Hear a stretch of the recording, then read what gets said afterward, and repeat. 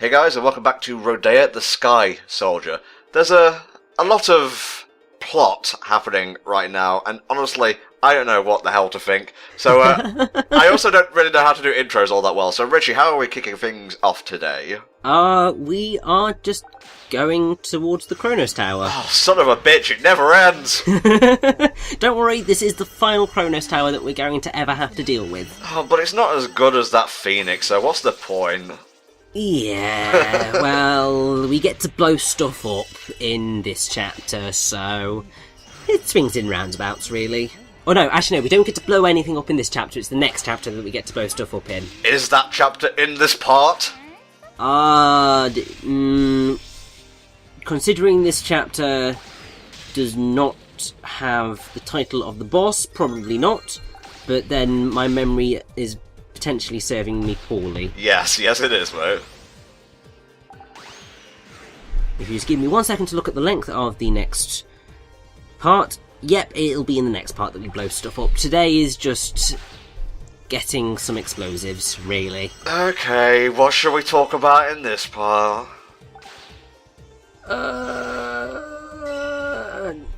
Well, maybe we could talk about your reincarnation theory that you came to as soon as I said not a descendant. Okay, mate, what do you want to talk about, exactly? Well, how did you come to that idea? They have similar character designs. Yes, that's a very good thing to notice. Yeah, that's my first and final point. Thank you and good night. I mean, there are a lot of other things that should clue you in to that sort of idea, because they have the same voice actress. I was gonna say, actually, what the hell is this thing? I have no idea what it's called, but you need to use it to get to other platforms. It's a nice idea, to be honest. Very weird chain chomp looking thing, but you were saying, same voice actor for Cecilia and Ion? Yep, so that's G.K. Bose. At least I'm pretty sure it's the same voice actor. It'd be odd if it wasn't. I'll look it up, but continue. Good luck, because there is practically nothing in the way of information about the Rodea voice actors outside of the Japanese ones. Wow, Yuji Naka really went out of his way to bury the series. Well, I wouldn't say that that's Yuji Naka's fault, because the Japanese voice actors are credited. Yeah. The English dub ones are not. Oh, Kadakawa, why you do this? I don't know that was more NIS, but... I'm trying to blame someone and you keep saying it's not their fault. Well, it's both... Kadakawa are the cause of most of the problems. NIS are probably the cause of most of the others. Okay. Obviously, if it comes down to level design and narrative, that's entirely Prope's fault. Yeah, I'm looking at you, Naka. Get it together. Well, even then, it's not really necessarily Yuji Naka's fault, because he was the producer on the game. The directors are Zin Hasegawa, Tomohiko Aita, and Yusaku Yamanaka. That is true. I mean, Yuji Naka would just be off racing his Ferraris all day. I don't know where I got that in-joke from. It may have been Sky, honestly. I have no idea, but it's hilarious whenever it happens, so let's just roll with it. I think one of my favourite views is when you see, like, a destination far off in the distance, and you have to, like, go to it. I'm saying it in a very bland fashion, but do you get what I mean with the whole anticipation and, delivery when you finally get there, especially if there's a cool boss fight waiting for you? Yeah, I mean, I think that plays into the whole, the thing that you enjoy of climbing towers. Yes, very much so. Video games, yeah. Because that runs on the same principle of you can see your destination, or you can see the path to your destination, and then you need to follow it through. And it's just quite a satisfying experience, because you are completing a task that you understand what you're doing. I just like things all neatly in order, lists, organisation and such. When you're talking to a guy, or listening to a guy, rather, who has stuff planned out, like, upwards of December 2016, so take that how you will. Yeah, I'm not quite planned out that far, but that's because my life is in a little bit state of flux at the minute, until I am more settled. Cool, that's fine.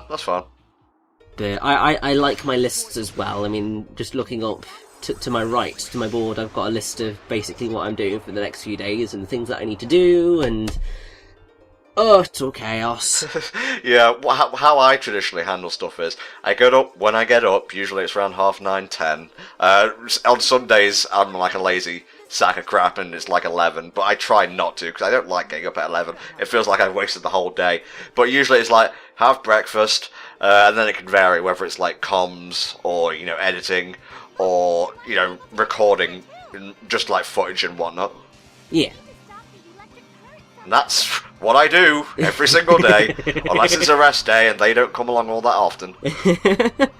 Yeah, my days vary between going to work, at the theatre, see show, working on my novel or attempting to work on my novel, working on my blog, recording, playing games to try and, get through my backlog. Not having much luck with that last one, are you? Yeah.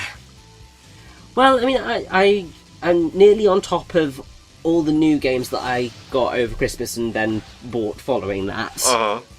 It's just that, I've still got like 11 games in my backlog that I've just not finished, like Final Fantasy X and X-2, and I'm just like, oh. Can I just say, I saw the exact moment when you decide, fuck it, I'm not dealing with this special stages bullshit back there.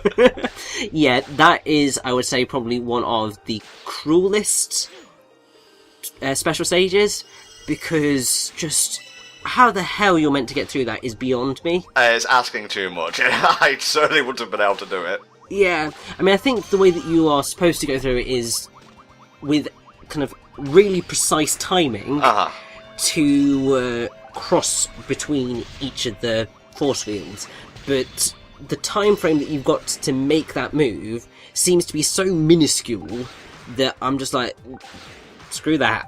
Whoa, this is new.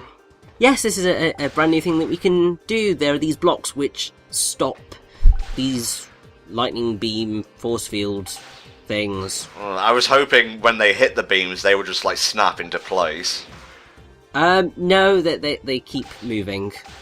Now I could still make it through, and I am actually going to make it through, but I wanted to try and give myself a little bit more of a room. Also, because I took far too long, it decided it was going to reset itself. Oh, Richie, why?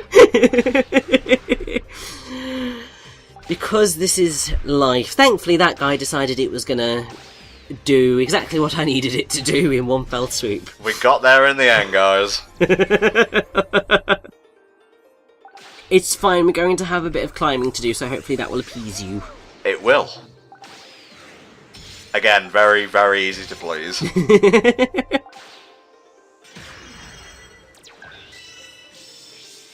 He's so happy when he gets a gun. Well, of course, it means he gets to murderize things. Oh, Jesus, that's a me response. Never say that again, because your voice is far too sweet to hear those words coming out of that mouth. Oh, this is getting back to the awkwardness of me trying to talk through No More Heroes and having to quote the dialogue. And it's just like, swear words just don't really sound right in my mouth, and it's rather just fun to use them. Well, it's not your diction, it's the accent, I think. Yeah, which is odd, because really we should have sort of the same accent. So yeah, say fuckheads for me. Fuckheads.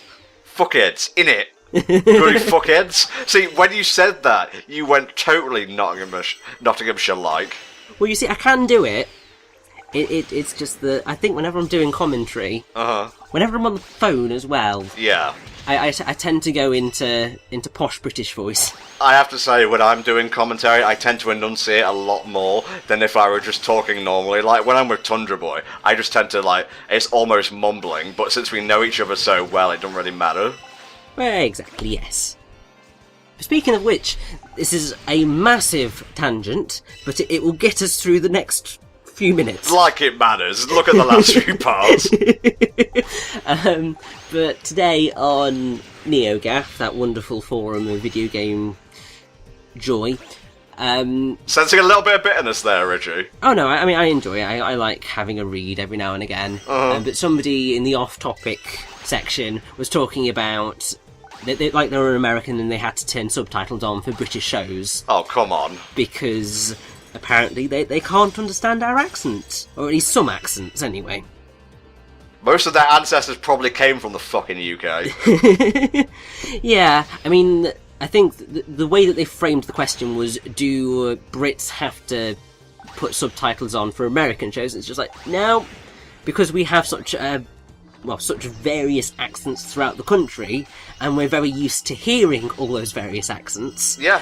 We don't really care too much. We can understand even the most broad of accents, apart from certain ones, like if it's the broadest of Yorkshire, or the broadest of Geordie, or the broadest of Scottish. Oh, yeah. Those are the ones where they become slightly incomprehensible. And it's always angry, have you noticed? Yeah. I can get needing subtitles sometimes, like when I'm talking with Helldragon, I'm lucky to have it sometimes. Not because he's hard to understand, it's because his voice is so loud, it temporarily blows up my eardrums. I love the guy, can you tell? But yeah, that was a a rather random thread that I sorted out. I was just like, oh, okay, that's a thing. That's fine, it's fine. We're all mumbling idiots, I guess. Oh yeah, I appreciate this. This is me appreciating the climbing. It is rather cool, and then we get a rather fun descent. But obviously it's going to take us still a little bit longer to finish the climb. It's cool, man. Just enjoy the ride. It's not about the destination, it's about the journey. Ooh. Is that saying a little something about something that may be coming in the future? No, but I totally get what you're saying there, so I'll say no more.